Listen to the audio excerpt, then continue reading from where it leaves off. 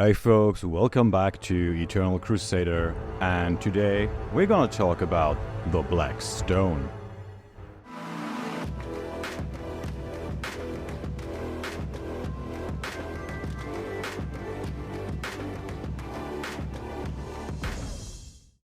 This autumn, Titan Comics and Heroic Signatures will launch their first mini-event series called Battle of the Black Stone, which will bring together various characters from Howard's universe, including Conan, Dark Agnes, Borak, and Solomon Kane. Central to this narrative is the enigmatic Black Stone, about which we have learned a bit more following issue 12 of Conan the Barbarian. So far, Jim Zub's ongoing storyline has revealed that the Black Stone can emit a magical signal capable of transforming Pictish tribes into undead hordes.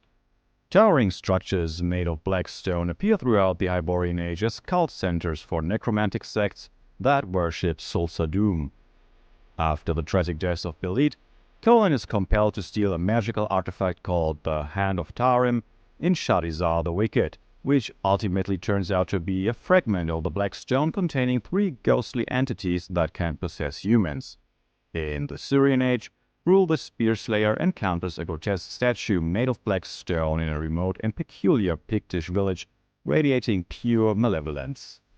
The presence of the Black Stone is significant. Wherever it appears, it alters both people and nature. Touching it can either curse an individual or bestow incredible powers upon them, an experience that befell Kathulos, an Atlantean later known by his enemy's name, Thulsa Doom. In Thulsa Doom's era, long before Carl or Conan's time, we first encounter the Black Stone as a meteor crashing down on Atlantis from the depths of space.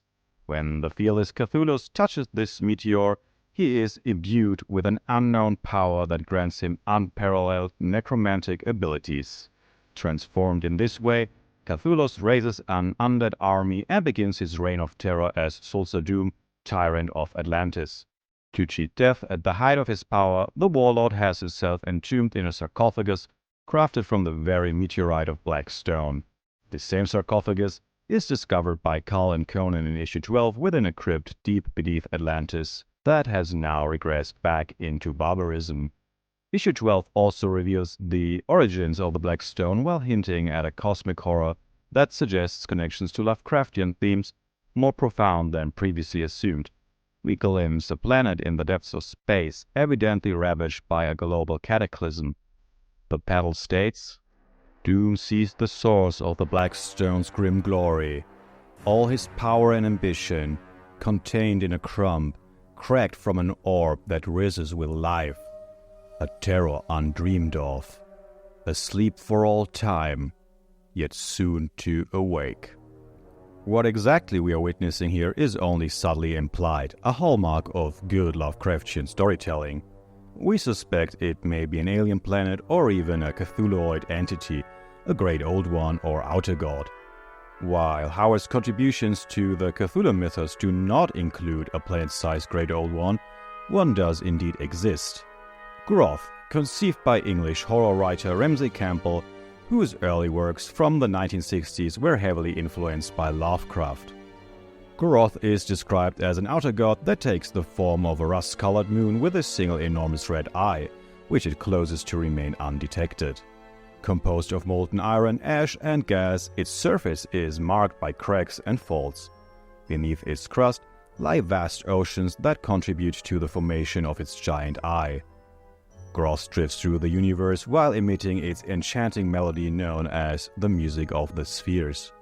This song has the power to awaken any great old one or outer god resting on planets it passes by. Additionally, Groth is capable of destroying planets. It obliterated the home of Baus Dugamok, forcing it to escape and seek refuge on Earth. As Groth approaches a world, that planet suffers from natural disasters, such as volcanic eruptions, tidal waves, earthquakes, shifting tides, and devastating storms. But all of this is merely speculation. However, the inspiration behind it is clearly evident.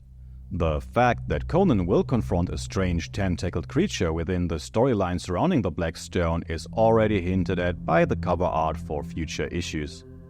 Then, of course, there is Howard himself, who laid the literary foundation for these comics with his Cthulhuoid horror story, The Black Stone.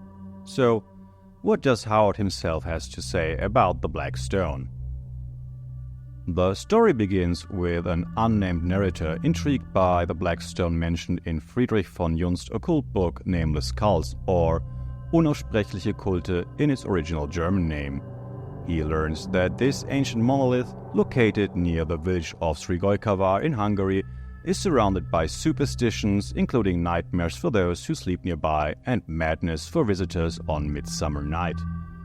Despite its ominous reputation, the narrator travels to the village of Srigojkavar, where he discovers its dark history, including a battle involving Count Boris Vladinov against Suleiman the Magnificent in 1526. The original inhabitants were wiped out during this invasion, and local legends suggest the stone was once worshipped by pagans of that very area. On Midsummer Night, the narrator witnesses a disturbing ritual around the stone, culminating in a baby sacrifice and the appearance of a giant toad-like creature. Awakening from what he initially believes to be a dream, he later excavates Vladinov's ruined castle and finds a scroll detailing how Turkish forces eradicated the toad monster worshippers. Realizing his vision was rooted in historical events, he concludes that the Black Stone is part of a massive fortress buried beneath the mountains. He discards the scroll and a gold idol into the Danube River, ultimately believing that the accounts in Nameless Cults are true and reflecting on humanity's tenuous grasp on mastery over the earth. A giant fortress made out of black stone? The capacity of summoning elder gods and eldritch beings? That certainly sounds reminiscent of one of the black stone spires we know from the current storyline in the comics. However, the rest remains mysterious and unexplored for us until Jim Zub and the other writers of the present franchise choose to reveal more. We are eager to see what unfolds. Well, folks, thank you all once again for listening to Eternal Crusader, and if you enjoyed our content, please give us a thumbs up or a comment down below in our comment section. We would be happy to read your thoughts on our take on this particular part of the Conan and Cthulhu lore, because we are eager to make more content in that very direction. Anyway, and if you were feeling extra brave today, please do as our favorite Sumerian would do. Crush that subscribe button, see that YouTube content written before you, and hear the lamentations of YouTubers who are too weak to enjoy sword and sorcery. Till next time.